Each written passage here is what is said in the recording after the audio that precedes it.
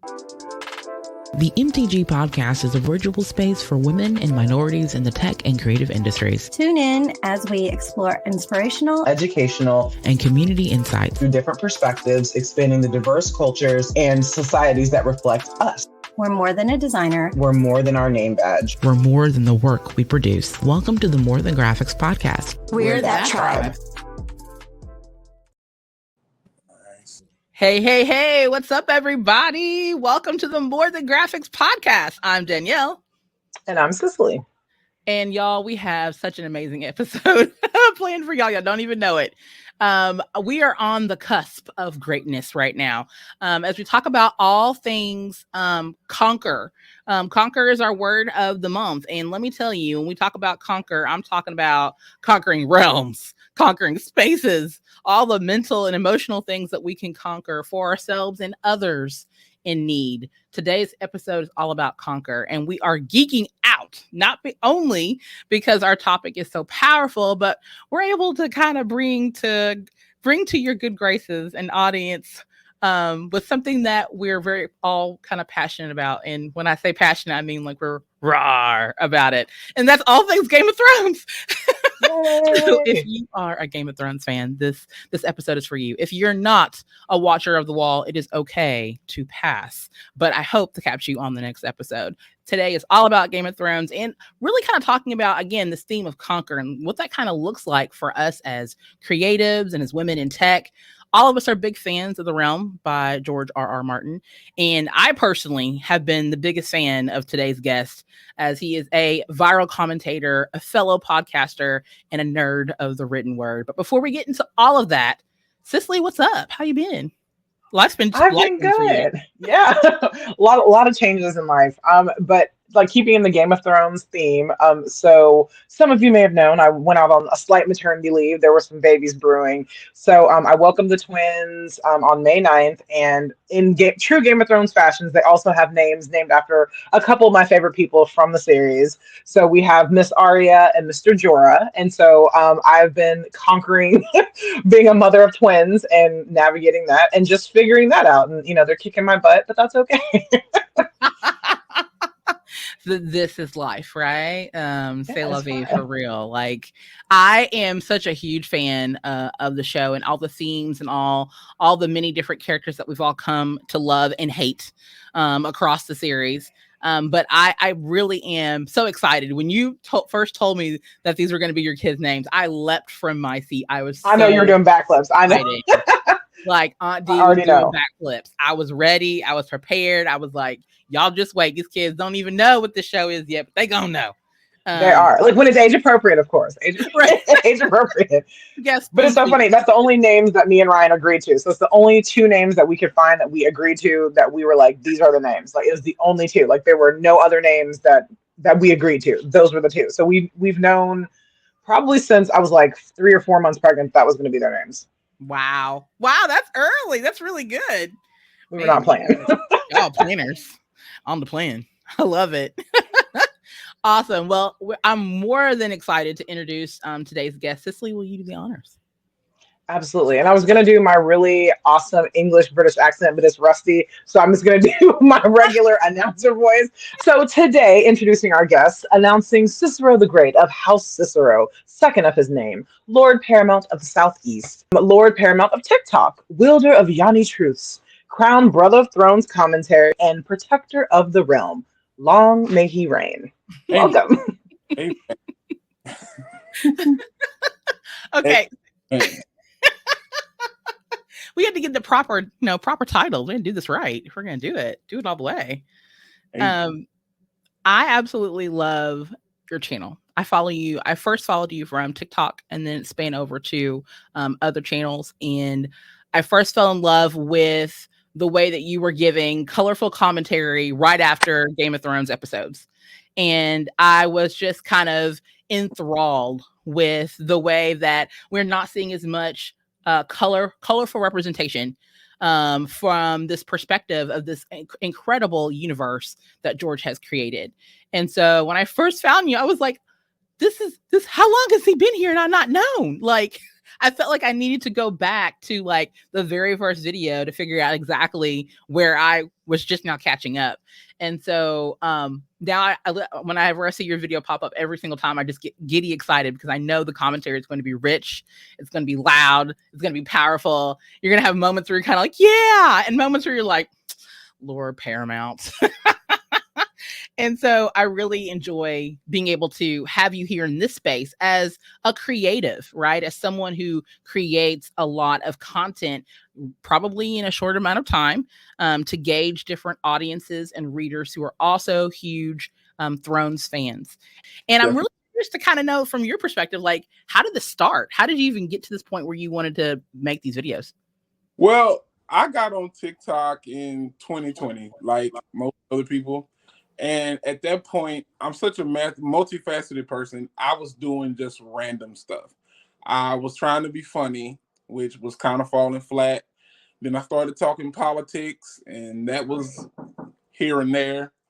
And then I went to, I started cooking on TikTok, and I got a little success there. And then that fell flat too. And so then House of the Dragon premiered, and I think after about 3 episodes, that 4th episode, I said, I want to talk about this. And so I made that first video, and then it just took off from there. And ever since then, it's just been me trying to create the content and keep it going. And I'll admit, over the last number of months, life has been lifing in a very serious way for me. So I had to like slow down, but now that season 2 is premiered, I'm trying to get back in the swing. So it's really more so with me I took a shot at something just to see what would happen. And if you would have told me that one random video back in October 2022 was going to explode like that, I never would have believed you. I think that's like the raw, honest truth. We always kind of shoot our shot, right? And we don't know whether or not it's going to, Cicely, we don't know if it's going to make the 3-pointer or if we're even going to hit the rim. We just have to do it because we believe in it, right? We do it because either it gives us some sort of gratification or it fills a void. Often, and for me, that it does fill a void for me. So I love the fact that you mentioned, hey, I got to do it because I got to do it. Yeah, I just felt that I was sitting here watching it, and I was like, I want to talk about this. I want to just give my opinion. And it was just on my initially, it was just that one episode. That's all I was thinking about with that episode 4. And then the comments started flooding in. It was like, oh, we need you to do this every week. And I'm like, do I have that kind of commitment in me to do this every week? And I was like, we'll see what happens. And so people started asking questions, and I've read these books long time ago, so it was like, okay, I can answer some of these questions. Surely this is not going to continue, but it kept getting bigger. The videos were more seen, the follower count went up, and I was like, okay, we're here now, so we're doing this. And so that's when I kind of put more into it. I started saying, okay, if I'm gonna do this, I want to change my name on TikTok. I want to, change my bio, kind of fit the persona, so to speak. And so I'm happy to be here. I'm not, I know some people create TikTok videos because they looking for a whole nother stream of income or to be famous. I just want to be the nerd that I am and enjoy this space of Game of Thrones and all the other shows that I like to talk about as well. I love it. And this is like right on par with Conquer, Cicely. Like, as we talk about this topic, like, what does that look like to conquer? So I guess that's my first question for you is, what does conquer mean to you? How do you define it? To me, to conquer, I would say it means find that thing that drives you, that thing that you're good at, and put your all into it. Like for me, with this channel that I've been building, I never would have thought I would get this number of followers, this number of fans that just want to hear me talk about Game of Thrones. And it's really an outlet for me because my circle of people in reality is very I have a nice size circle, but when it comes to Game of Thrones, the circle is just me. So I don't have anybody to talk about with it. So getting on TikTok and creating this platform has been like a conquest of Aegon for me. Like saying I can do this. And I felt like there were other creators out there that were bigger than me doing it, but I said, I'm gonna keep doing it anyway.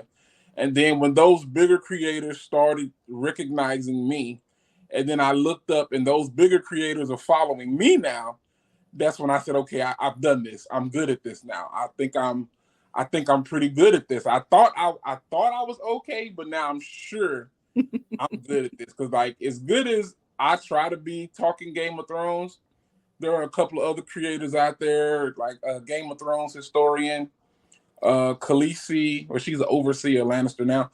They were those were my idols. JJ, those are the people that I wanted to be like. And so to look at it now that those people are now my mutual friends on TikTok, it makes me feel like a conqueror. I love this. I also follow a Song of Ice and Fire historian as well. If anyone else is a big fan of anything Game of Thrones, I'm sure you've heard some of these bigger names. But I would love to hear, like, what was your reaction when you first started getting recognized by some of these bigger historians? Like, so the biggest one at the time for me was I think she calls it Overseer Lannister, and they most of them live out in Britain. I think JJ's here in America somewhere. But when I looked up, I just happened to get on TikTok one morning, and and it says Khaleesi is following you. I'm like, wait a minute. And I said, maybe this the right person that's following me. And I geeked out. I lost it. I even made a video about it. And I'm like, I have arrived. Because I think she has more followers than any of the other ones. So to see her following, come see me, and her following me, and her comment on my videos, it was a huge moment for me. It was like arguably one of the bigger moments I've had since starting talking about A Song of Ice and Fire on TikTok.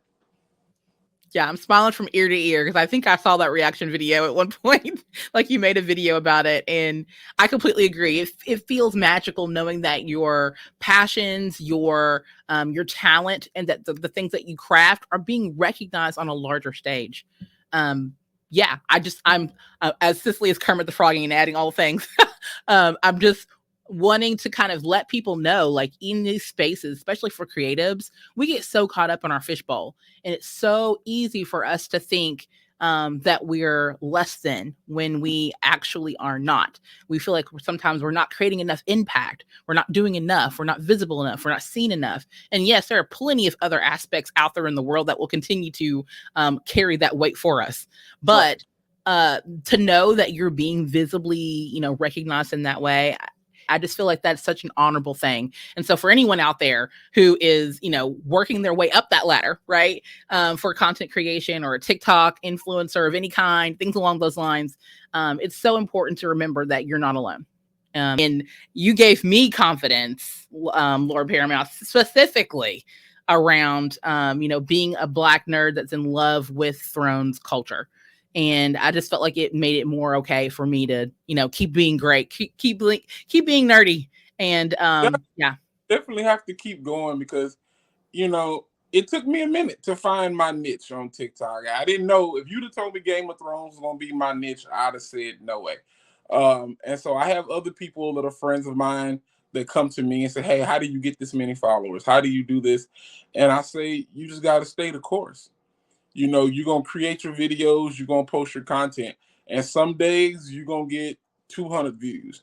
And then some days you're going to get 500, or maybe you get 1,000. And then one day you'll look up and you got over 10,000 views in one video. And at that point, it becomes work. It's really like a job, honestly, because you have to ponder the content. And then I think, a lot of times people say, I want to create TikToks or I want to create content. And I think you have to realize there's a lot that goes into it. It's not just something where I woke up in the morning and, hey, this is the video I'm going to put out. No, I had some thoughts, some research. I'm sitting in front of a notebook right now because I got to record my episode for my podcast later tonight. So it's a lot that goes into it, but I will tell anybody, just keep posting.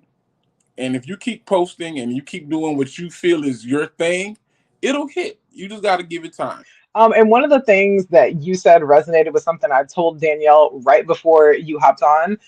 We were talking about the Hulu documentary about Black Twitter and how, like, obviously, Black people, Black creatives, Black culture has shaped America, has shaped social media, all the things. But one of the things I was telling her about is I was a late fan to Game of Thrones, and I didn't start watching it until the pandemic. So, the show had already ended by the time I like got into it. But another thing too is that nobody in my circle, so like none of my Black friends or white friends at the time, nobody was watching it. So like I didn't have anyone to kind of like go back and forth and be like, oh my gosh, Cersei Lannister, or oh my gosh, like this family is crazy. I didn't have anyone to do that same thing. It was me and my husband. We were the ones geeked up about it every night. We were watching it, watching 2 and 3 episodes a day, like trying to get through all 8 seasons because we were that excited about it. But I think that's one of the bigger things too, like Danielle mentioned about, feeling seen as a blurred. I saw one of your videos about Canthony on Bridgerton as well.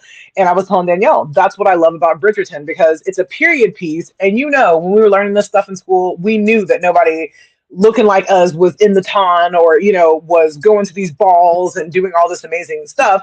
And then you see Bridgerton and they're playing, modern tunes in the back in like in concert with string instruments. And then you're like, this is really awesome that I can see myself. I can see my cousins, my family, my kids in this show.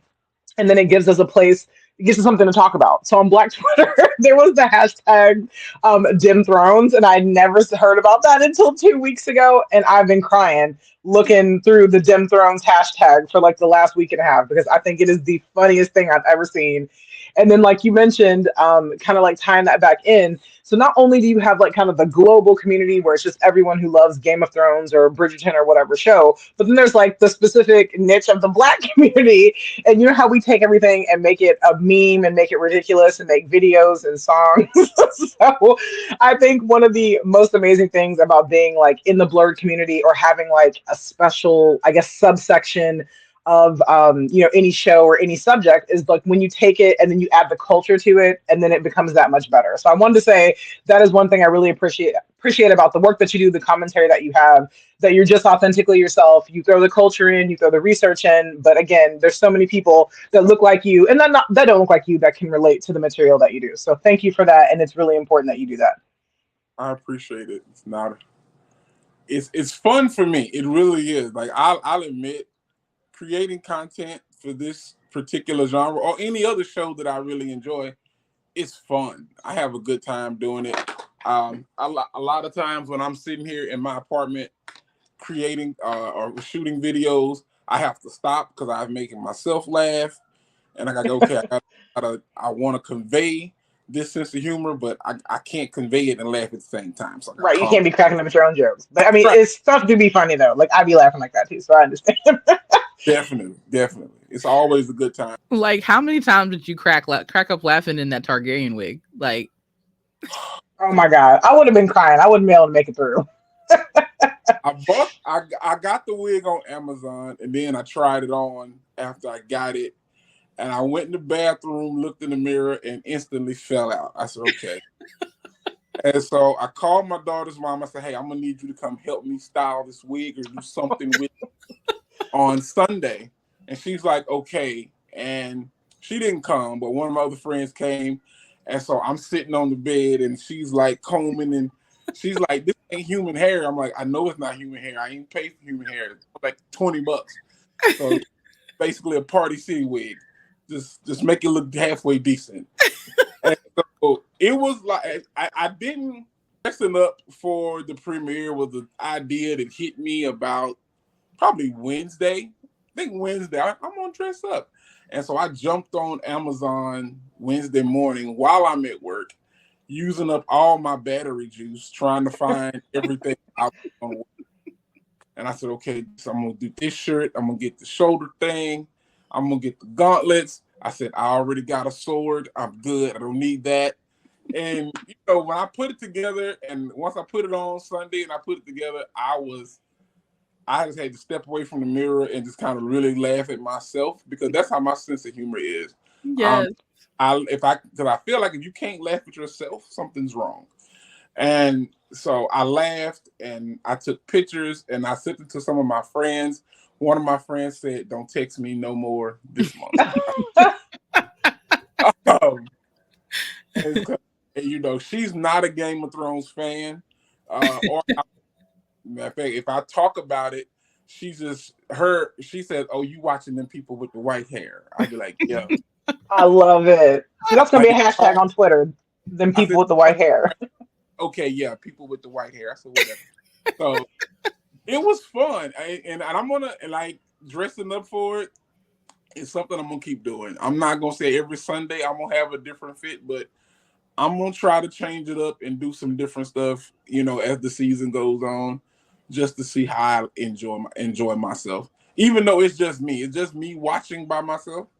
I wanna do like a huge watch party for the season finale, but even though I feel like that's gonna be a sad event, Right. just on where I think the season's gonna end, but I think I'm gonna do. Oh my gosh, that would be so great. Like, I actually did a season 8 Game of Thrones premiere party. We did it in conjunction with another local brewery, and we actually had a life-size replica of the throne. And people could come up on the red carpet, give us their predictions of what's going to happen at the end of the season, their favorite characters, and we just kind of did this whole like live streaming kind of little mini production of what that was like. That's how diehard of a fan I was. As it was coming out. I love the books, and we talk a lot about back and forth about that quite a bit.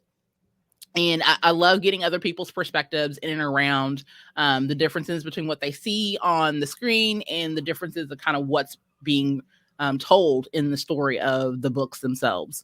So I kind of want to pick your brain about that, but I think we've got a few more questions before we get down there. Okay, no problem. Yeah, I was just gonna say, like, kind of speaking of, kind of, we were talking about your growth and kind of how you just started as a hobby, and that, you know, just it grew into something that you didn't expect it. Just kind of speaking of growth, tell us about a time that you had to grow up or out of something, and then what did that teach you? So it can be related to content, it can just be related to life, be related to something that you conquered, but just something that you grew up out of, or something that you kind of changed, and then what did it teach you in that moment? The one thing I can think of that I had to grow out of is I had to realize how to be a man on my own. For most of my life, I lived in a very small town in Texas called Tyler, Texas. And I lived with my mom up until I was about 25. And I think there were a couple of times before 25, I lived, you know, me and my daughter's mom lived together for a little bit. And then me and my best friend had a place together. But officially 25 is when I officially left home for good. And I was living with my mom, and my dad lived literally 5 minutes away. So anytime something went left in my life, it was like, let me go over to daddy's house real quick and get this loan or whatever I need. So I had a cousin who lives in the Dallas area with me, and he had been trying to really get me to move to Dallas. And I was like, I don't know if I want to do that. You know, I was content where I was, and I did it. And honestly, when I moved to Dallas, I moved for the one thing that moves all men, a woman. Um, and of course, about a month or two after I got here, we quit talking. But moving out here really forced me to grow up a bit, because like, okay, now mama's not down the hall, daddy's not around the corner. You got to make this thing work on your own. And then as time went by, I had my growing pains here and there. I got my own place. I had my own car, and I was like, okay, I can do this. And then after a while, my daughters came to live with me, and which added a whole new dynamic. I went from daddy that goes home on the weekends to daddy that's in the same house with y'all every day. And that changed everything. But it worked out. And, you know, my girls are pretty much grown now. I got grandchildren now. So that's the one thing I can think of that really just made me, okay, you got to be better at this life thing. because I was spoiled growing up. I'm not gonna lie to you. I was spoiled. My daddy was very successful, and had his own company and everything. So there was I don't want to say money was never an object, but it never was something that I really worried about. Like, I know if something really big happens and I need it, I can go to my daddy. I'm gonna have to hear about it. He gonna give me the riot act. He gonna tell me I need to do. He gonna tell me all these things, and he even gonna tell me in the end, I'll think about helping you. And then he gonna leave me alone for a couple of days. But I know he's going to help me. So once I didn't have that security blanket anymore, it really forced me to grow up, and I'm better for it, honestly. And it really, and having that, removing that security blanket has really moved me forward in life, in everything, because now I know if I'm gonna do this, I got to put in the work. Even when it comes to my content, if I'm gonna post this, if I'm gonna do this, I have to put in the work, no matter what it is. I can't depend on anybody else. I can't be lazy and say, no, I'm not gonna do it today. I have to put in the work, and so I apply that in everything at this point in life. I love that. I think that is a great testament. And I always like joke that, there's always a reason people say if you stay in the same town, in the same place, around the same people, you'll never grow. I'm a testament to that as well. I went 600 miles away to go to college. It changed my life forever. But like you said, I had, the same type of dad where it'd be like, oh, dad, I know he's going to fuss a little bit, then he's going to do it anyways. But once I moved so far away from home, I couldn't just go down the street, like you said, or go down the hall and get $500 or get a few $100s or get whatever I needed. I had to be really strategic. Like, my rent is due, and I know that, if I need the money, I can't get it in a day or two. It might take a little bit longer because, this is back in early 2000s when Right. things weren't moving that quick. My parents weren't doing MoneyGram and Western Union and all that. They were old school. They weren't doing all that. But it's the same thing. Like, it forces you to think out of the box. It forces you to grow up. It forces you to make mistakes and to own your mistakes. So I think that's an awesome testament to growing up and to really getting outside of your comfort zone as well. Right. What may live may never die. There it is. In a nutshell, hashtag. But I love hearing these stories because I feel like he's living through you, and he's living on through the testimony of hearing podcasts and stories of him. So if I ever had an ale in my hand, I would definitely drink a toast to that. I want to really kind of circle back a little bit more on this word of conquer. And as you talked about things that you had to kind of grow up and out of, what is something that you recently conquered that you're proud of? Recently, the passing of my dad is something that I'm still dealing with. And I get up every morning and his picture is on the wall by my front door. The funeral home gave me this really nice picture of him. And so that's the one thing that I'm trying to conquer every day. And a lot of times, me and my dad did not have the best relationship growing up. Our relationship didn't really get to a really good place until his health started to decline.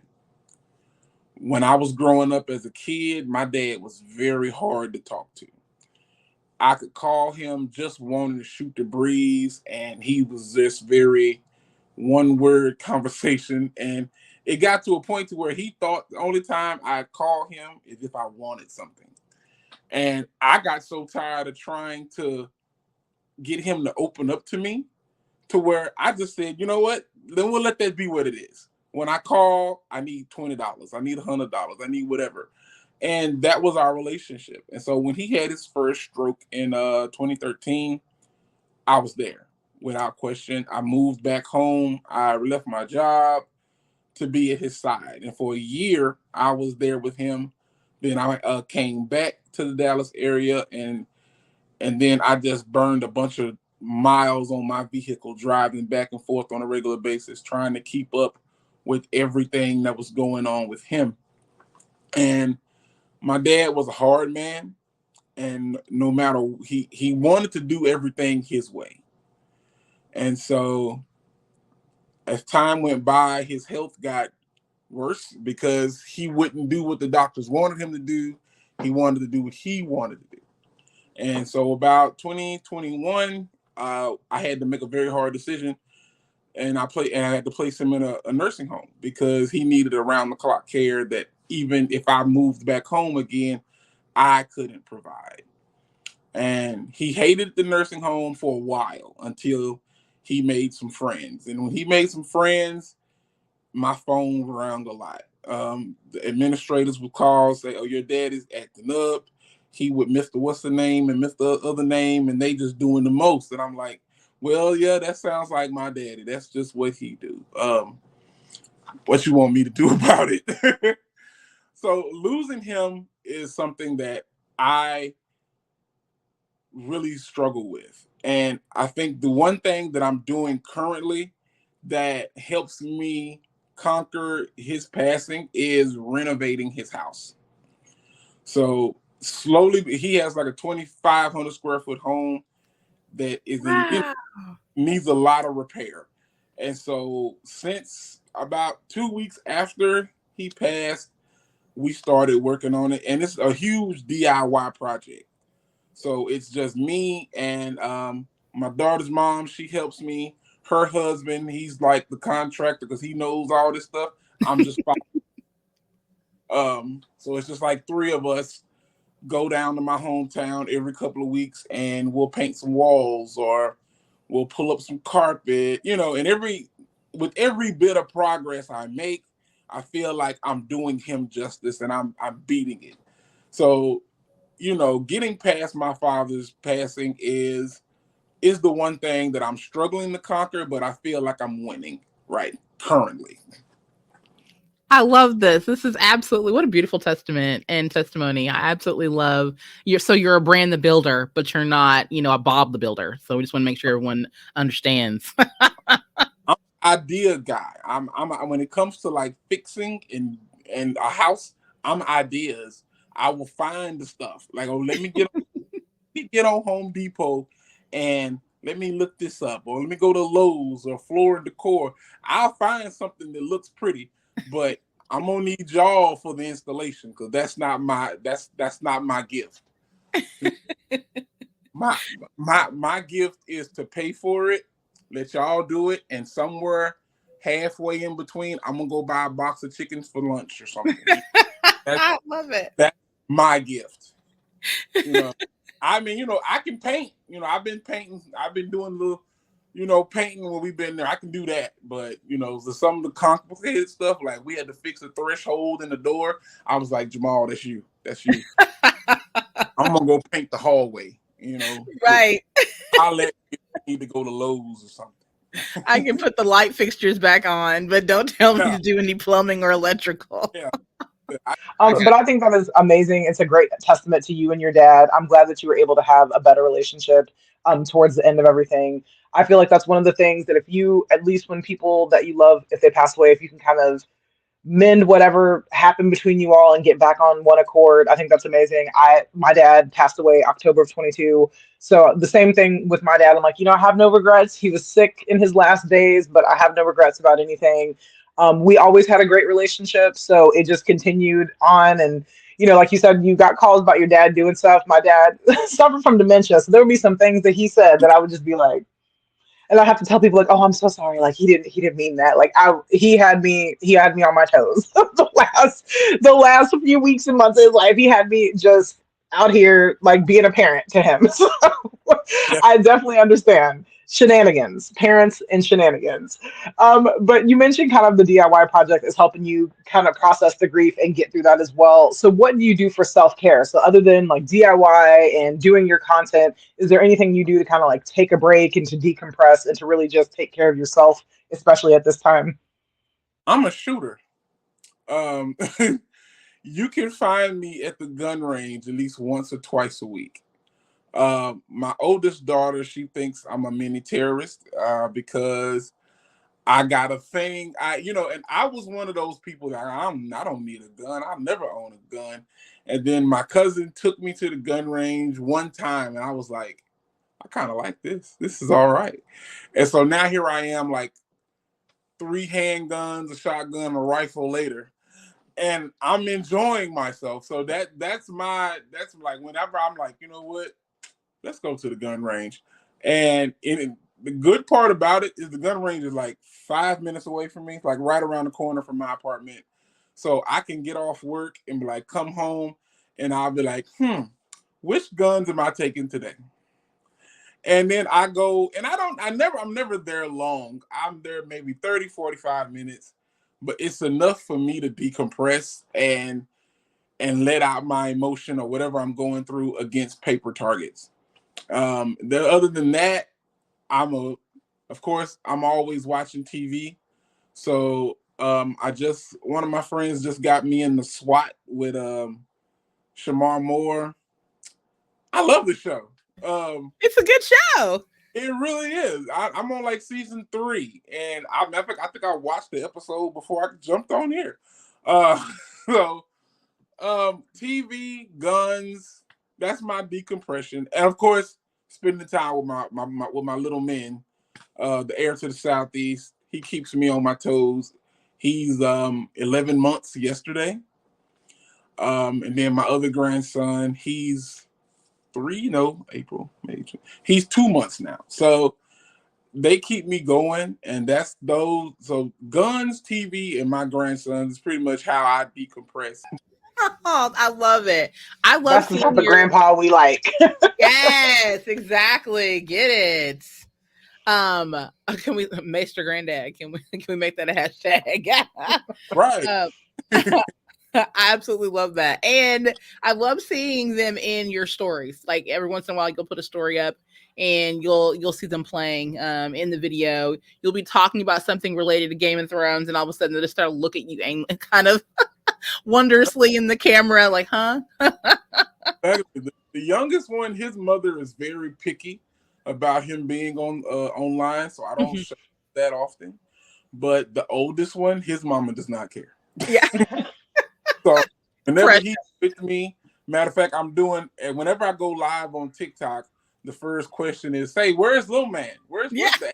Like, he's not with me every day. Like, it's nice to see you, but where's the baby? Right. And he's not here. But I did a live last night, and I said, well, I'm gonna do a live Thursday, and he'll be here. So me and him will be live tomorrow evening. So it's gonna be a good time. I'll have to watch. Yes. Okay, so we talked a lot about TikTok and viral content, but I kind of want to other areas that I started to kind of play and listen to you more was actually on your Southeast Kingdom podcast. So I kind of want to know more about how that podcasting journey, because we are fellow podcasters here, how has that really shaped your journey as a noted Thrones commentator at this point? The podcast is so much fun, even though it's just me. But again, it's dedication, because I got to sit down and like really, sometimes I just want to turn the mic on and just start talking. But then I'm like, okay, we got to have some kind of structure here. And so I have to sit down and put everything on paper, kind of figure out where I'm going with it. And when I first started doing this, it was making content. I didn't think about starting a podcast. And until a couple of people kind of brought it to me, and I was like, yeah, okay. And, at first I was like, well, I got to find a co-host. And then I thought about it. I don't have anybody. There's nobody in my circle that gets down on the stuff that I get down on. And I asked a couple of people if they would be in, some other mutual Game of Thrones fans, but, their life was doing what it was doing with them. So I said, okay, well, I'll just do it by myself. And so far, doing it by myself has been really gratifying. It's enjoyable. I will record, and then I'll immediately listen back to what I said. And sometimes I like what I hear, and then sometimes I don't. And then when I don't, I just delete it and start over. Until it gets to where I want it. And so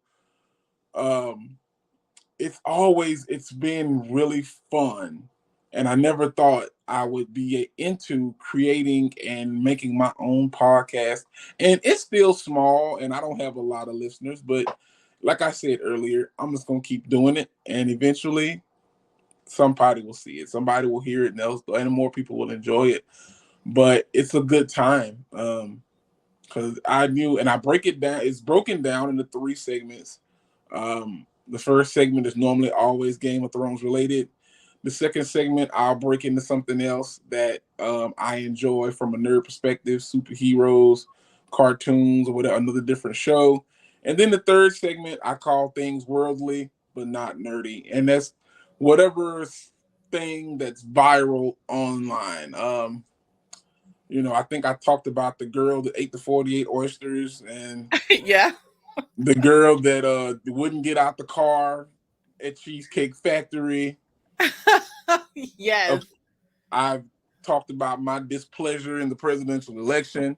So my favorite episode, honestly, was I think it was the end of your last season where you talked about you went on a date, and that was my favorite because I love the commentary for the Game of Thrones, but I also love this personal aspect that came oozing out of you because we don't get to hear that as often as much, especially if we only follow you in one streaming area. So listening to your podcast just kind of gave me so much more personal depth to you, to see you less as a scholar and more as a person.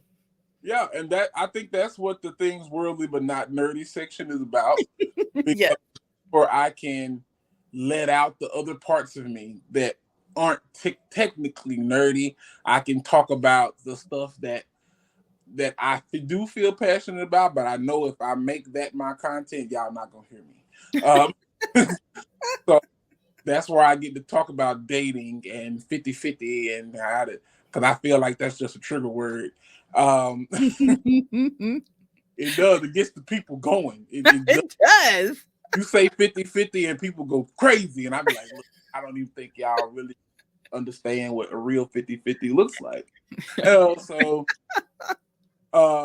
that's where that section of the podcast is for. And it's the shortest section because I don't want to, I don't want it to turn into people thinking I'm some sort of political talking head or anything like that, because that's not me.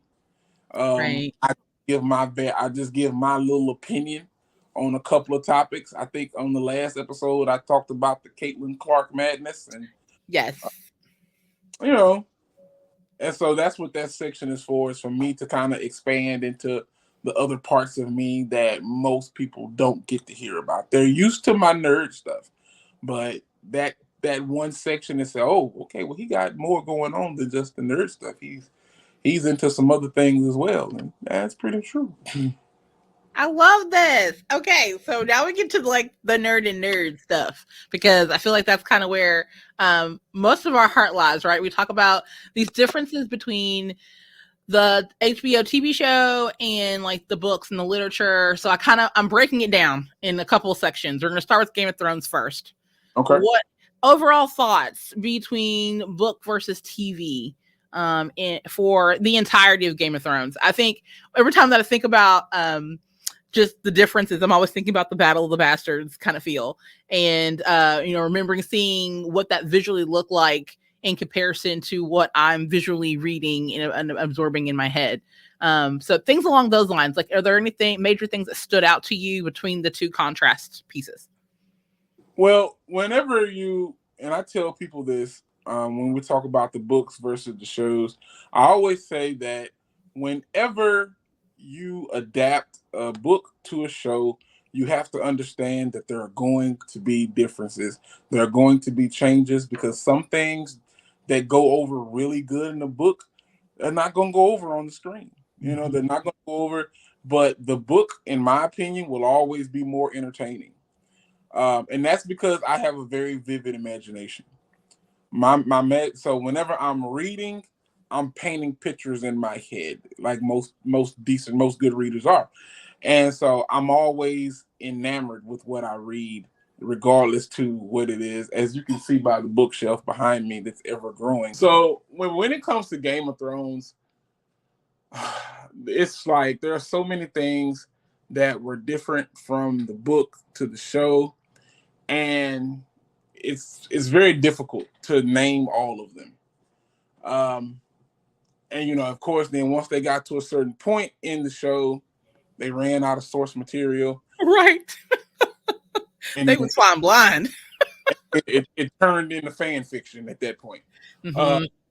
You know, and when you look at the show, when it became, without the source material, Mm-hmm. some stuff I was like, okay, I think George would have done that. Or he would have done that, but he probably wouldn't have done it that way. Like I think he would have blew up the Sept of Baelor. I think that was something George would have did in the book. I think because George doesn't. One thing I learned about George from the first season and reading the first book is that George don't mind killing these people. Mm-mm. He has no qualms about killing major. If he will kill major characters like Ned Stark, then killing a bunch of people at church is nothing. Right. In my opinion. So I believe he would have done that.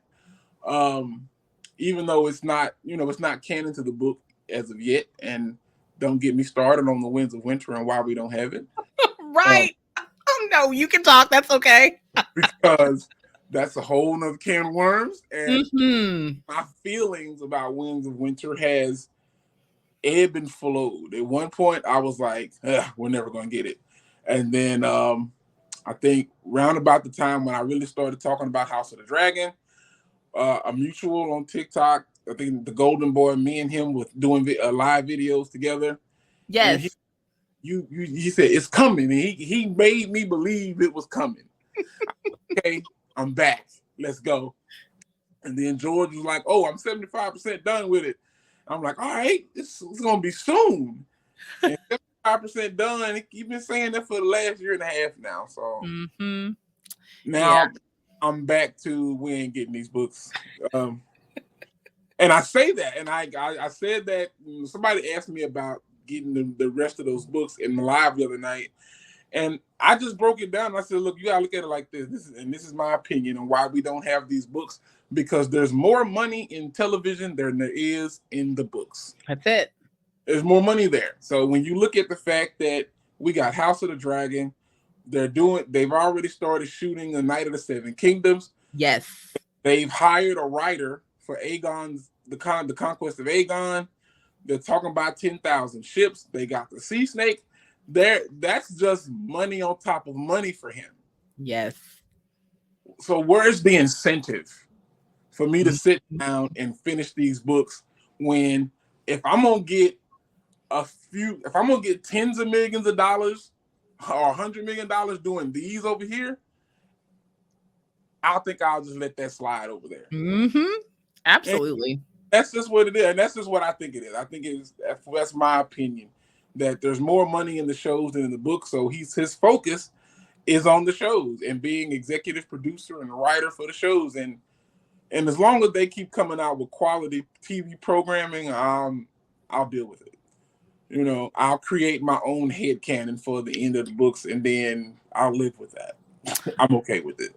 Right at this point, I'm right with you. I definitely feel like the lure of television is so much stronger than the lure of finishing these books, and it's incredibly important for me. I'm a book reader. I'm that nerd, and I think it's really important for people to understand what that also means for him. Like he ain't younger, okay? So there's that. I feel like that aspect is also a lure. He's being able to do a lot of things through his books, but it's because of everything else around technology, around film, that's built up this empire even further than what the books were presently doing. Mm-hmm. That's really kind of given him this way. Okay, I can step back from this for a little while so I can focus on building this realm that's bringing me more currency, it's bringing me more visibility, it's giving me more credibility, things along those lines. Yeah, right with you. I completely agree. It may be a very, very, very, very long summer before we touch these Winds of Winter. And I'm okay with that. I have no faith that we'll ever get those books. And I hope I'm wrong, but I don't think I am. Right. I don't think you are either. Anything else that stood out to you apart in the Game of Thrones series specifically from the TV to the book? Anything else majorly kind of sticks out a little bit? Well, I know it's a sore point. The Battle of Winterfell. I know I'm one of those people that was totally okay with Arya killing the Night King. I was totally okay with it. I don't know why I got so much backlash originally. I feel like there's a lot of people who were just straight up haters, right? Like they, it's a lot of it is you have those Jon Snow super fans, as I like to call them, and they wanted this massive 1v1 with Jon Snow and the Night King. And every time I come across somebody that says that, no, they owed us a 1v1 against the Night King. And I always ask, why do you want to see that microwave fight? Right. It's going to be a short fight. John's going to win. I said, if you look at the show, there's nothing in the canon of the show that says the Night King was a great fighter. Right. Nothing about him says he's a great fighter. He just shows up and he raises his arms and dead bodies rise up again. This is his shtick.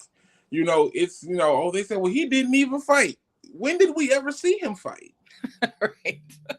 No matter how many times we saw the Night King, what happened? He sent his people in first, and then he just strolled through, raised his arms, and it's over. So, then also said, if you pay attention to the show, where's the incentive for the Night King to actually fight? Where is his incentive to go against Jon Snow? Mm-hmm. Now, if you go back to the Hard Home episode, Jon faces off against a White Walker, and he kills the White Walker because he has a Valyrian steel sword, which is their weakness in show canon. So, and the Night King saw this happen. He watched this happen. So, at that point, to the Night King, where is his incentive to fight, Jon? Right. He has a weapon that I know can kill me. Nah. I'm not fighting you. I will let my people fight him, but I'm not fighting him. Mm-hmm. So it made perfect sense for Arya to kill him to me because she's the one with the assassin training. She was the one that could actually get close to him. Nobody else would have got as close to him as she did. And, I was totally fine with it. I know when it happened on Twitter and Facebook, everybody was losing their minds. Mm-hmm. Didn't get to kill the Night King. And I was like, I'm okay with that. Me too. And somebody came, a couple of my friends, I have a few friends that watch the show, and they called me and they were just going on and on and on about it. And it was like, why are you so quiet? I'm like, because I was cool with it. I wasn't bothered. I thought it made great sense to me. And of course, if you remember earlier seasons, when she meets the Red Witch for the first time, she says blue eyes that she'll close. Only person in the show we know with blue eyes is the Night King. That's right. On.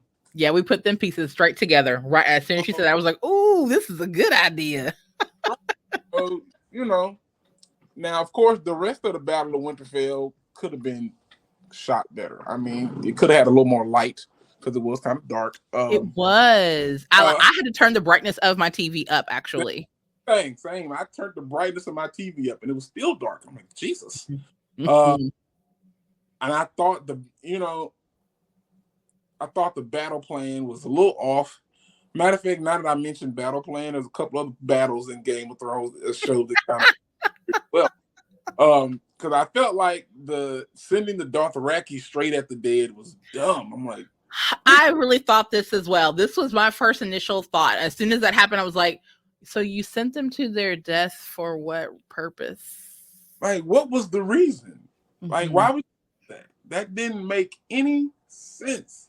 It was cinematic, just so that their light could be put out. I really think that's all that it was, because it didn't make no sense in any other aspect of it.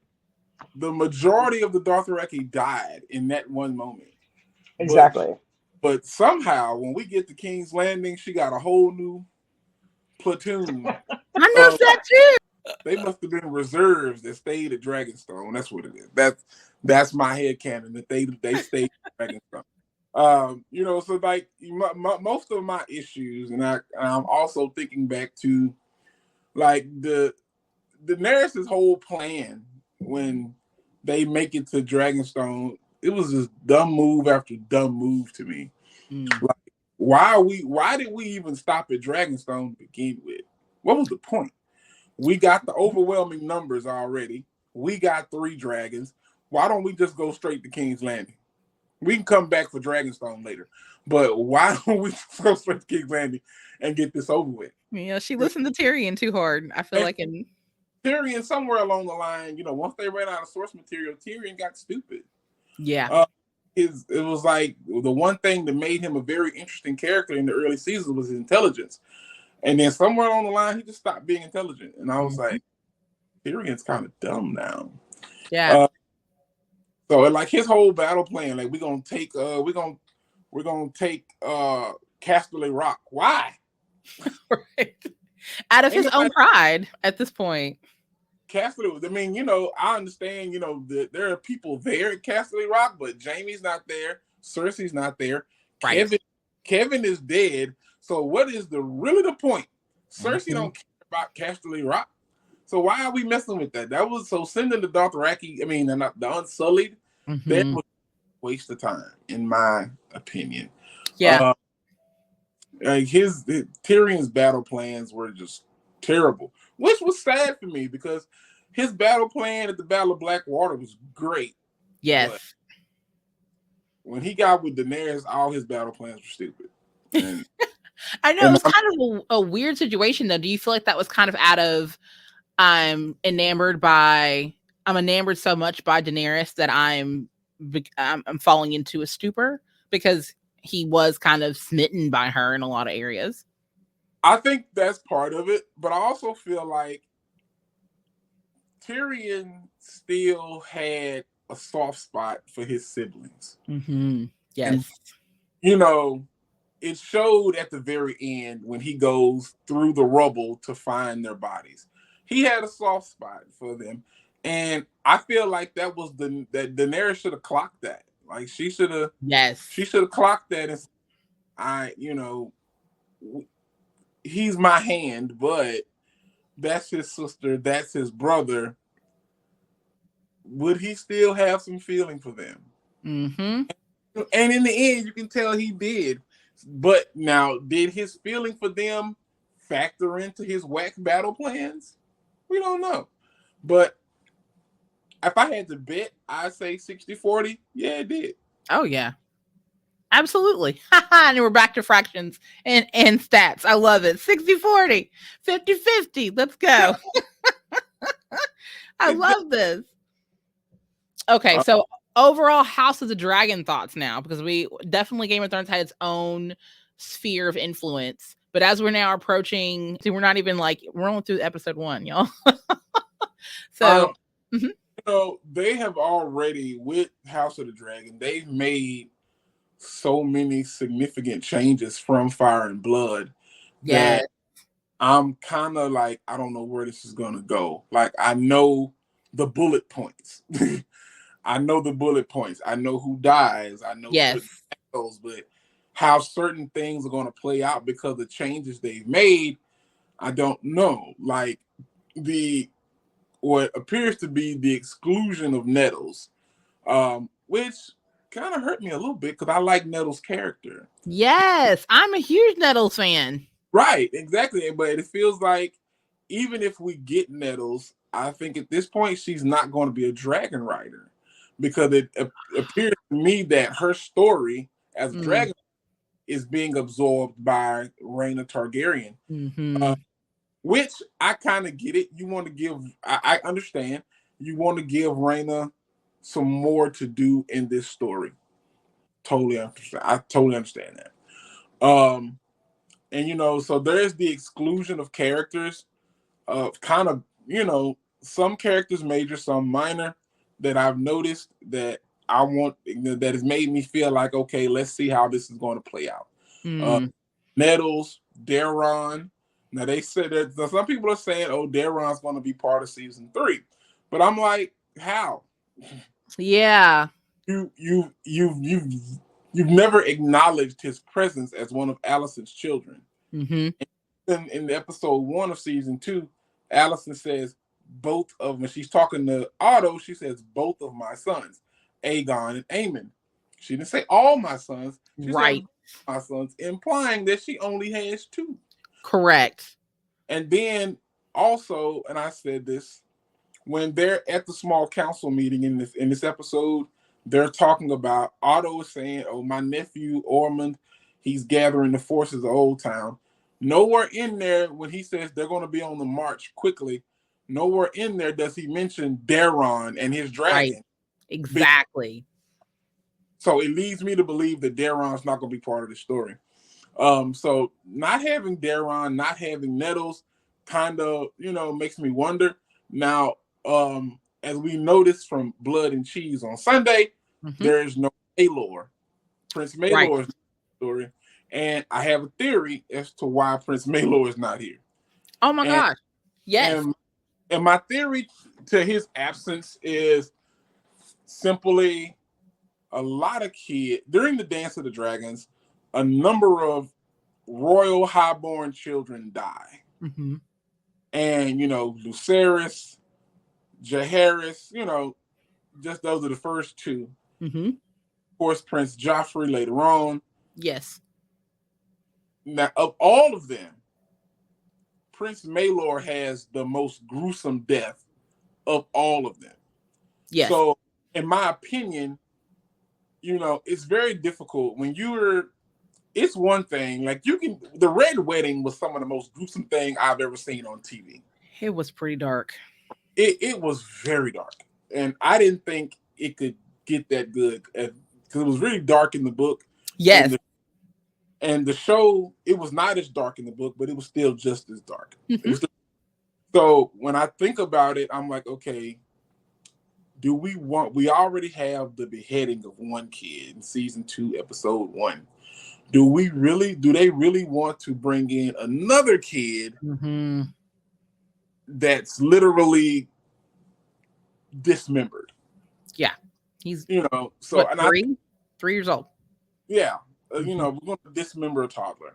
And I think for that reason alone, the way he dies is the reason to leave Prince Maelor out of the story. Yes. Also, I also think that Prince Maelor's absence forces the Greens, show canon wise, into a Viserys Rhaenyra like situation, because Jaehaerys is dead now. So Aegon, the only heir you have is a girl. Yes. So what's the plan there? Are you going to, or what are you going to do? And I'm sure they're not going to cover that, but it really puts it out there that dang, now Aegon is in the same spot that Viserys was. And if the story was to go a different way and the Greens actually won, then they would have to discuss that, because by the time the war is over, Aegon's not capable of having any more children. So are you going to name Jaehaerys your heir, or are you going to let Aemon have it? Right. So and we kind of know, I mean, from the books, we know where it goes. Right. But at the same time, for those who are our TV watchers, they have no clue what's coming. It is one of the situations where HBO could really take it a completely different direction, as they already kind of are in a lot of areas where certain characters are not as present right now, or may not even be present because it's, like, as you said before, being absorbed in other ways. And then stories that they choose not to showcase. Like, I loved episode 2. I actually was one of the people that were like, hey, I need to see more of, like, at the end of that episode. But once I turned up the volume, and which I did not do the first round, the second time around, I listened with full volume, a little bit higher, and you can hear the sounds. And that was like the part where I was like, oh, okay, now I see like why we don't need to see anything, because we're hearing all the things. The sounds of what they did to Jaehaerys it was worse than actually seeing it. Yes. I think I posted a reaction video of my genuine reaction when it happened because I recorded myself watching the entire episode. Oh yes. And that reaction I had was genuine. It was real because the sound is what really threw me. I don't think I would have reacted the way I reacted if I saw it. Mm-hmm. But the hearing, the dull blade, the squelching. Yes. That was much. That was like well beyond. I'll never be able to unhear it. Yes. It was a lot. And I know a lot of people are upset. They said, "Oh, well, Helena didn't respond the right way," or and I told some people, I said, well, you have to put yourself in Helena's shoes in that moment. Her son's being murdered before her very eyes. Yes. And there's no fight or flight for her in that moment. She can't, there's nothing she can do about that. All she can do is, I got another kid. I got to get away. Yeah. And this is what she did. She grabbed Jahara and she ran. So in that regard, I feel y'all have to look at it like that. Y'all have to look at it though. She has a choice here. She can stand here, and she don't know what they're going to do. They might turn Jahara next. Mm-hmm. So she can either stand here and be in grief and scream and holler, or she can take her other kid and get the hell out of there.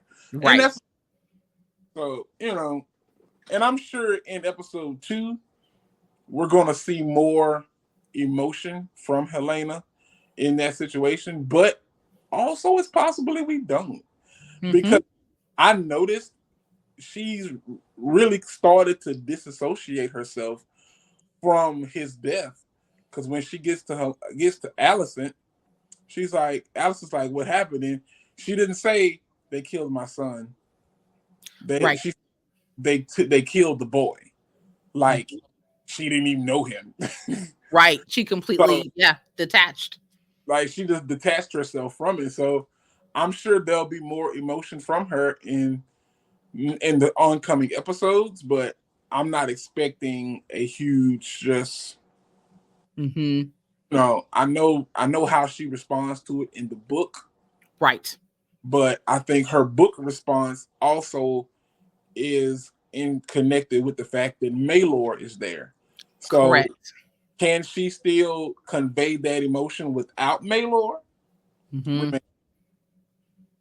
That's a good question. And I do feel like these are things that I'm sure HBO writers and executive producers are constantly thinking of and toying with. Like, how can we spin it this time? How can we make it go this way? How can we point the narrative more in this direction? And then small things like, how can we, cut corners? Do we have to keep this character? Like, there's certain pillars I feel like they know they have to have, clearly. But as the story unfolds, it's just interesting how HBO continues to put its own little spin, its own personal thumbprint in the storyline. And I'm a firm, I told somebody else, I don't have a problem when they make changes from the book to the show, long as it's still good quality. Now, a lot of people have an issue with the way Blood and Cheese was done.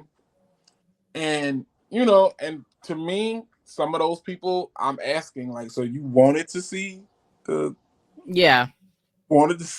Like, I mean, we wanted a little more blood and gore. And I'm like, it's a kid, bro. Right. HBO got standards. And this is a premium channel. Right. Okay, see this. But, they got to draw the line somewhere. Right. Exactly. They're trying to do it tastefully. I can see it. And so, so I'm okay with changes. I think and I was telling somebody else, one of the biggest changes from book to show or movie for me was in Harry Potter and the Deathly Hallows.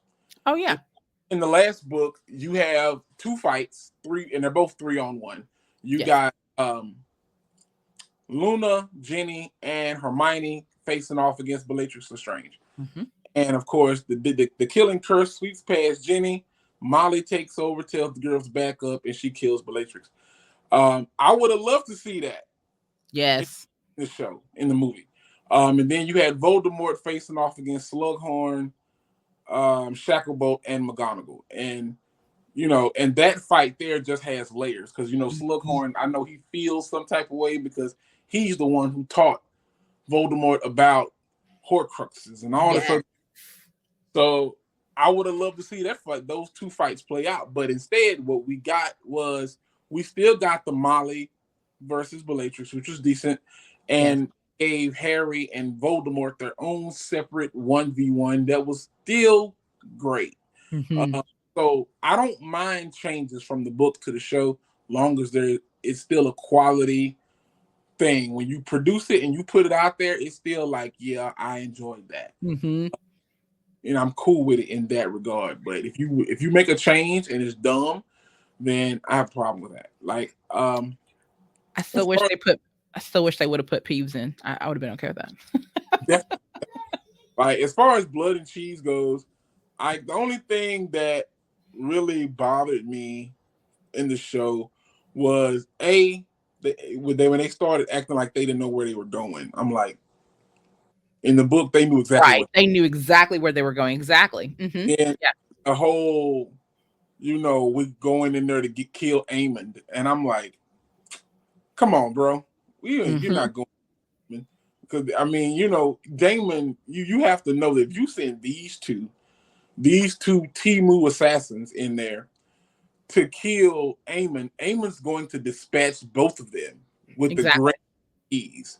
There's no chance they could defeat Aemon, unless when they walk in his room, he's dead, passed out, sleep. Mhm. Otherwise, he's going to kill them. So sending them after Aemon didn't really click for me. Also, and most importantly, the fact that Helena, there were no guards within earshot Right. of the room. That's everybody's response in this episode was, where were the guards? Where were they? I just couldn't understand that. And, and like last night in my live, I actually, I cracked open Fire and Blood and I read through the Blood and Cheese section of Fire. And it was a lot different, from the book to the show. In the book, Alicent was in the room. Right. In the, Blood and Cheese, they knocked out the guards. They killed the handmaiden. There were like several things that happened in the book that didn't happen. In the book, the kids were awake. They weren't asleep. Yes. Cheese was talking to the kids in a very sinister way in the book. Yes. So those were things they left out. And I understand you left those out. You could have put a few of them in there though. Like, right. Allison could have been in the room. And the kids could have been awake, but I don't work for HBO. Maybe you should. Maybe this is your plug, right? Like we're just building that portfolio. But I did feel like they could have left some of the elements from the book of Blood and Cheese in there, and it would have been and still made it tasteful, Right. But appeasing the book fans and the TV fan. I mean, you're gonna have to play that game very, very loosely. It's a very fine line to walk, I feel like, for HBO right now. It's very difficult. I think it's very difficult for them for anybody, whenever you're adapting a book to a show, it's always going to be difficult to appease the book fans. Absolutely. Because a lot of the book fans are purists. Mm-hmm. They want it just like it is. Right. Or close to just like it is in the book. And you're never going to get that. I don't care what the genre is. I don't care what the book is. You're never going to get it to be exactly like the book. If you get some aspects that come from the book and that are just like the book, great. Mm-hmm. And I think when it comes to A Song of Ice and Fire, those things that we get from the book that are just like they translate from the book to the show is the dialogue. Right. Dialogue has a way of making it more than actual scenes. So, that's what I hang my hat on. Like, hey, at least we got the dialogue. Yes, that's so true. And just to kind of reiterate that, like even other examples like, Lord of the Rings and Rings of Power and things along those lines, like you're going to have these huge elements where there is a beautiful crafting of scenes and dialogue, right? That kind of make the space and that makes you kind of geared toward, yes, the writing is true, the book is true, things along those lines. But then there's other elements that they kind of veer off on, and that's made for TV. That's the beauty of writing for film. Right. and taking adaptations and kind of making it their own. So I really resonate with all of that because I do feel like between all of the universe of Thrones, people have begun to put their own thumbprints in it in different ways. And I think that too is artistry within itself. So the fact that George R. Martin is allowing that to happen as an executive producer, overseeing all of this, is still very iconic and artistry within itself. Right, exactly. We have one final one. What did Okay. you want to be growing up, and does it reflect what you do now? See, I'm a Gemini. So what I wanted to be growing up changed a lot. I wanted to be a detective. I didn't want to be a beat cop. And I think that's why I left the whole being a detective thing. I didn't want to put the uniform on and drive the patrol car. I wanted to go straight to the plain clothes detective in the suit with the gun on the side. That was what I wanted. And that kind of washed out for me. At one point, I wanted to be Batman. I think that was in my very younger years because I was like, Batman's normal. He's just a guy. Surely I can do that. But, there's a lot of dedication and billions of dollars goes into that. So that didn't work out either. So I think ultimately what I wanted to do as I got older and kind of made a decision about what I wanted to be, I wanted to go into business. I do have a mind for business. My father owned his own company, and I think I wanted to be a part of his company. I wanted to one day run it. Of course, it didn't survive COVID, so things happen. But I think even before that, I've always had a business mind. I always, even to this day, I always keep a side hustle, something that makes me a little piece of change that supports my shopping addictions. So I'm a supervisor now. I work on the total care unit. I've always worked on the total care unit because I didn't want to work across campus. Um, and if somebody asked me, why don't you try to apply for a job across campus, a higher position? I said, I'm going to tell you something. I've worked with the high levels. When I first got into this business, I worked with the high levels, and I did my fighting and restraining and all that back then. I don't want to do that no more. Right? I said, I love my guys over here on the total care unit. They're nonverbal, but they all have their own personalities. And once you get to know them, you'll see those personalities. So anything that I find myself doing professionally I know for sure, is going to have to be involving with helping people and being an influence on somebody else's life. So I also think that's why I gravitate toward teaching as well. And you are such a teacher. I can totally see all of that just dripping from you, even now on this podcast. This has absolutely been a pleasure. Like, I love the fact that you're teaching us, whether you like it or not, mister. Like, you are teaching us. And I think that's incredibly insightful for anyone listening to this episode in and around, like, finding your niche, finding your space, finding your tribe. That's the heart of what this podcast is all about, is finding your tribe. And it's beautiful to see when we're able to see things that show our expression through the eyes of other people. I'm always impressed by everything that you say and do. Your videos, everything is just such an instrument of teaching and coming from a place of nurturing as well. So I can see how your acquisitions of jobs have kind of come into a heartful place for you, a centered place for you. And I think other people can really see that through the work that you do, both on screen and off screen. Thank you. I do appreciate it. All right. So our flash questionnaire, we're just going to randomly ask you a question. And you tell us the first thing that pops into your mind. We keep it as open, PG-7, NC-17 as you want. We don't care. Okay. This is your time to shine. So, yeah, if you're ready to play, we can do that. For those who don't know where to follow you, though, don't know where to see you, we're going to share it all in the show notes. But to let people know on the air, tell us where they can find you. You can find me on TikTok, X, Twitter, whatever you want to call it, Threads. I'm on as Lord Cicero the Great. You can find me on YouTube as Lord Cicero the Great. YouTube also has all my podcast episodes. anywhere you listen to a podcast, you could probably find me.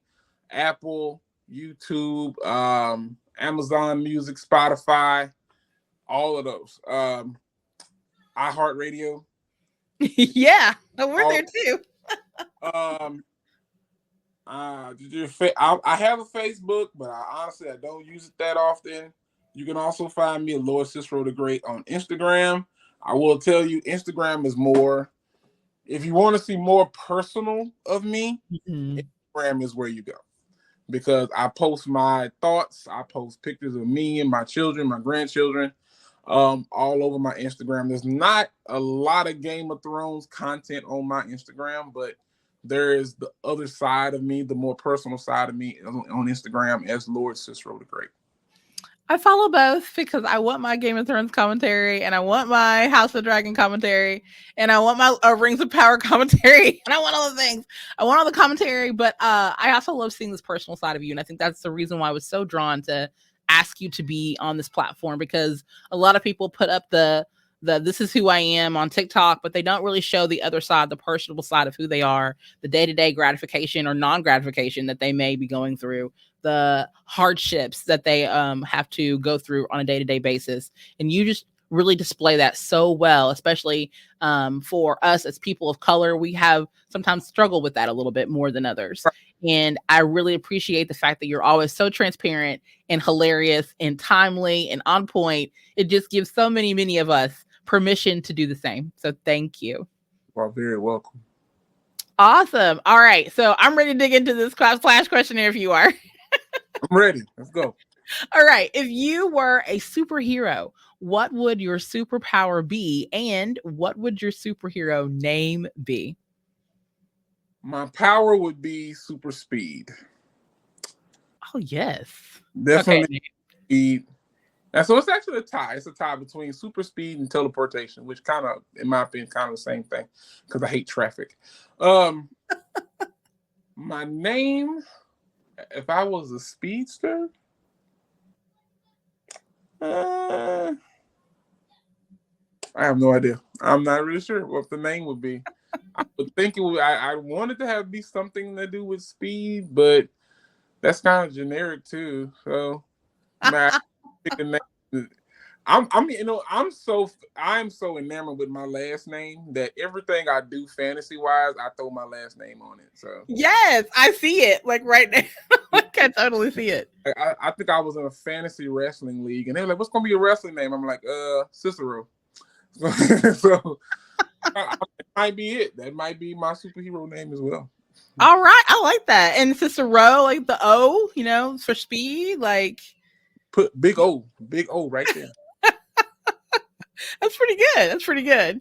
Okay, what's your go-to karaoke song? And can you give us a quick rendition if you dare? My go-to karaoke has to be Living on a Prayer. Yes. That is my jam, and I'm not going to sing it. But that's my okay, just know that is my jam. And if you feel like digging back that far in my TikTok, you can find me singing Living on a Prayer. I think it was a Stitch video. They said, "What's that one white song that really gets you going?" I was like, Living on a Prayer. Right. It is shower music for real. That is definitely my go-to. I listen to 80s radio, so whenever it comes on, it's a concert in my car. So. That's me. It's Madonna for me. So that's it. Like you just put it on and I'm a girl. I come alive. All right. So if you had to survive a zombie apocalypse, which 3 items would you grab from your home before making a run for it? 3? All I get is 3? Just 3. Okay. So I would grab my 1911 45 caliber handgun. Must. My favorite character from The Walking Dead is Michonne. Yes. So, in preparation for the zombie apocalypse that I feel is coming, the katana. I have my katana, and I got the shoulder strap to just throw it over like her. So Oh, yes. And water. I definitely grab water. Those three things: water, Man. and the 4-5. I love it. We have not had the 4-5 mentioned at all, so this is great. Like, I need to put this on my list. The katana, yes, but water is great. I feel like it's such an essential for all things survival. So yes, that's spot on. Okay, so share an embarrassing moment from your past that you can laugh about now. When I was 16 years old, I ran into Blockbuster Video. Like, sorry, my face was like, what? Okay, so I think I may have been 17. Anyway, it was my first vehicle. My first vehicle was a 1983 Ford truck. It was my mother's truck, and it hadn't ran in like 5 years. It's been sitting up, and my dad got it running again. And so it was the summer after I graduated college, I think. No, graduated high school, I'm sorry. No, it wasn't. It was the summer going into my senior year. And me and my cousin was going to drive out to one of my friends' houses. And we're just driving, and we having a good time. And I noticed I hit the brakes, and we're not stopping if we should. I'm like, what's really going on? So I busted a Yui, and I'm like, I'm going to go back to my dad's house because I was living with my dad at the time, and I'm going to let him look at it. We get back up to the light, and I can't stop. Oh, no. So I jumped into the right turning lane. I turned. Luckily, there were no cars coming. And I turned, and I'm like, what am I going to do with this car? What am I going to do with this truck? And so I busted a left into a shopping center. And I'm like, okay, where am I going? And I'm on the north side of my hometown. And my hometown is backwards. Normally, the south side is where you find most of us. Gotcha. But in my hometown, the north side is where we are. So if this would have happened in South Tyler, I probably would have hit people or other cars because it's very busy over there. But in the north side, the shopping center, there's not that many people. So I said, what am I going to do with this truck? And something said, hey, there's Blockbuster Video. They got a high curb. You're not going that fast. You can hit the curb. It'll bounce off the curb and everything will be fine. That's what my 16-year-old brain said. Oh, no. I turned toward that curb, and I'm going straight at that curb.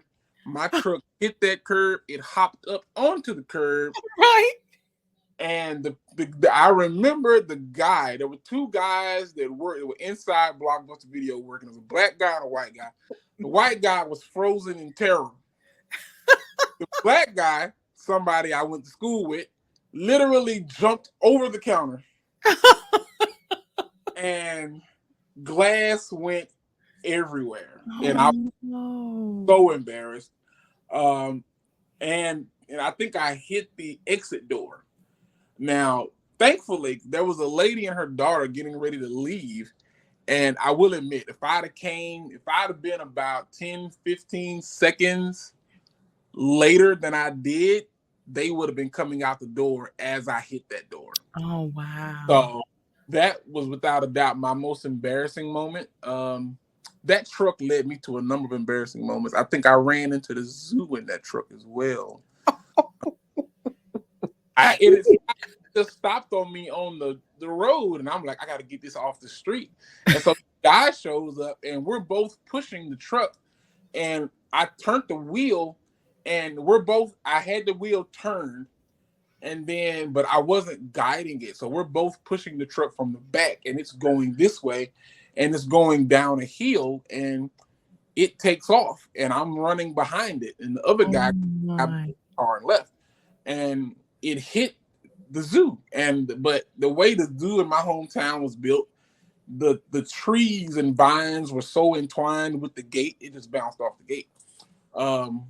Funny thing about hitting Blockbuster Video, all Ford trucks have that blue Ford emblem. Yes. I went into that Blockbuster Video about a year or two later, and I was getting some movies, and I looked over on the wall, and they had taken the emblem and taped it on the wall. And I Wow. said, what y'all doing with that Ford emblem on the wall? Why is that taped to the wall? And they was like, oh man, a few years ago, they say some guy just ran in the block. He just ran into the store, like glass stuff went everywhere. And I was like, wow, really? That happened? That's crazy. And I left. I left. Right? I was like, I never, he didn't know he was talking to the guy that hit Blockbuster. Okay, so if you could have dinner with any historical figure, dead or alive, who would it be, and what's the one burning question you would ask them? Oh, and I'm a history buff too. I know. I'm a huge history buff. Like I live on the History Channel, especially on Sundays. Okay, so my favorite show on a Sunday is The Food That Built America. I love that show. Wow. So I think I would love to have a sit down with C.W. Hines, who from Heinz Ketchup, and I want to ask him because watching that show revealed to me how petty he is. And I want to know because I think he had his ketchup recipe, and a number of other people in the same city were like copying his recipe. Mm-hmm. So, but all of the companies were buying their glass bottles from the same company. So C.W. Hines went to this company and bought all the glass bottles they had. He took what he was going to use, and then the rest of them that he couldn't use, he put them on a boat, pushed the boat out into the river, and sunk the boat so nobody else could get any glass bottles. So I just want to ask him where you get that idea from, because that's the pettiest shit I've ever seen. Right. And I just want to know, like, where did you get that idea from? Because that's genius. I'd also talk to the Kellogg brothers, because I was very shocked to find out that they hated each other. That was yes. Okay, so when I first found out about the Kellogg story overall in general, I was very baffled just in general because I never really knew the details of how that came to be. And so the more that I found out about it and the more that I was hearing it also from the History Channel, the more I was like, this ain't much. This is sibling rivalry at a very high level. Right, exactly. That's some strategic Game of Thrones right there. I like to ask Dr. Kellogg, like, why did you just treat your brother like that? Like he would, So I know those. I like to talk to them and C.W. Hines about that bottle sinking the boat thing. That was kind of interesting to me. That's cool. All right, last question. What's the weirdest or most unexpected item on your bucket list, and why is it there?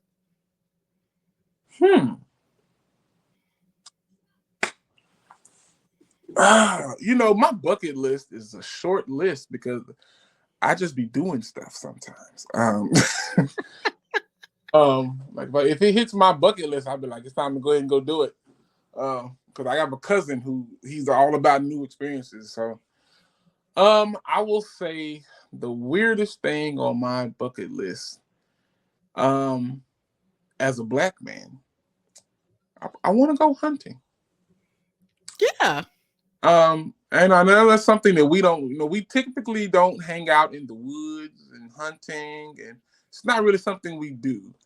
So I would love to go hunting, and I don't want to go, and I think I want to do it, but I don't want to do the hunting where we're up in the little thing and it spews out some food and the animals come and you shoot them. Nah, get down. I want to go like looking for these animals.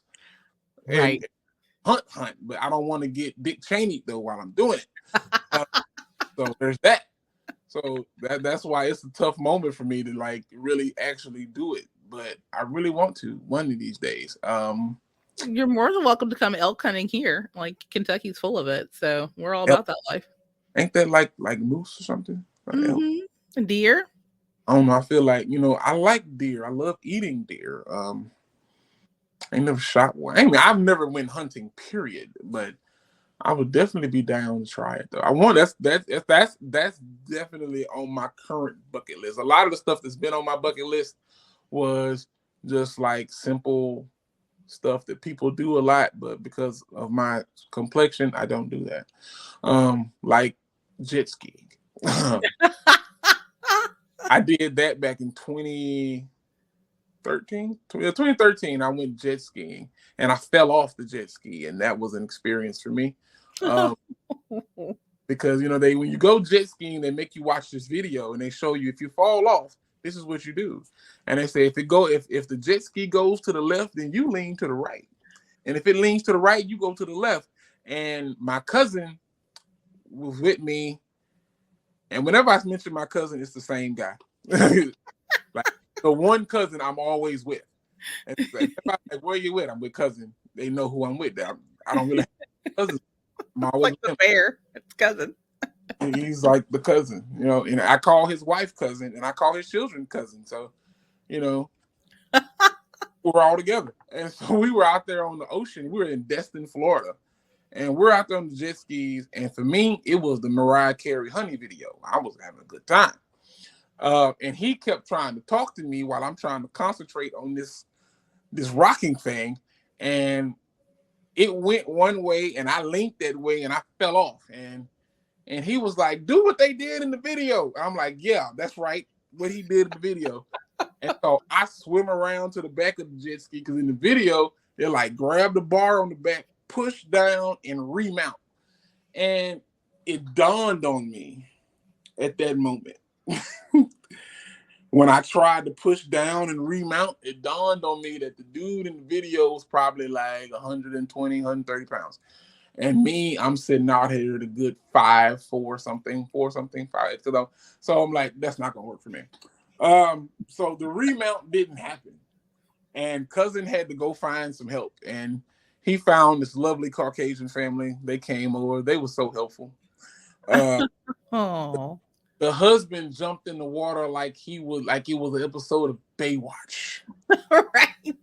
I'm like, he was Aquaman the way he jumped in the water to save me. And I'm like, I'm good. I got a flotation thing on. The only thing I was worried about is I'm in Florida and I'm in the ocean. I hope a alligator doesn't come get me from the bottom. And he swung. He's like, you okay? I'm like, I'm good. And I swam around to their boat and I got on their boat. And he was like, you want me to drive it back? And my cousin was like, nah, I'm paying for that. He driving that back. So, I had to get back on the jet ski. And at that point, I was done with the whole experience. I'm drive. He said, cousin, I'm going to go out this way. I said, well, I'm going to go back over here by the dock. And when it's up, I'm just going to drive it up in the thing. I'm just going to hang around in that area until time is up. I'm through with the experience. I said I was gonna get back on the jet ski, but I ain't done it since. Oh, cousin, you did us wrong, cousin. He has a way of getting me in predicaments, but it's because of him that I came out of my shell when I moved out here. So as much as he tends to put me in situations where I'm just not, this is not what I do, cousin, I always end up enjoying myself. So in the long run. I love this. Oh my goodness. Okay, well, you've completed our quiz. Ta-da! 110%. We love that we were able to hear these wonderful experiences from you today. And we hope that a lot of our listeners today get to kind of better understand a little bit more about Lord Paramount and all the things that Cicero the Great does on TikTok and all the contents that he creates. Cicely, is there any final words or comments you want to leave behind? Just thank you for a riveting conversation, for sharing your stories. And again, I just think it's so important to have like these sorts of opinions. And again, to add the culture back into things where we typically wouldn't have been included in, especially period pieces. So I think it's really interesting to always hear the takes and to always, again, how when you said Aquaman, it made me think of Aquaman. Because again, Black Twitter, Black people always changing things. It made me think of that. So I was laughing over here because of that. But, again, bringing the culture back into things and just, making people who maybe who would have been excluded from certain period pieces or who like, oh, I'm a nerd or this is weird or people, my circle don't watch this, making me and other people who feel like that feel included. So I appreciate the conversation and the stories were great today. No problem. Anytime. Awesome, y'all. Well, thanks for tuning in to this very special episode of the More Than Graphics podcast. For exclusive emails and comprehensive episode details, visit us at mtgthepodcast.com. And don't forget to connect with us on Instagram, LinkedIn, or Facebook by following MTG the Podcast. So until we meet again, we're reminding you that you are more than the work you produce. You are more than your name badge, and you are definitely more than graphics. And we'll catch you in our realm next time. See ya. And just like that, the episode ends, but the convo has just begun. Thanks for listening to the MTG podcast. We want to hear from you.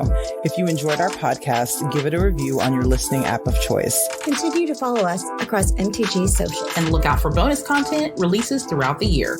This podcast is produced by Octane Design Studios. Until next time, friend.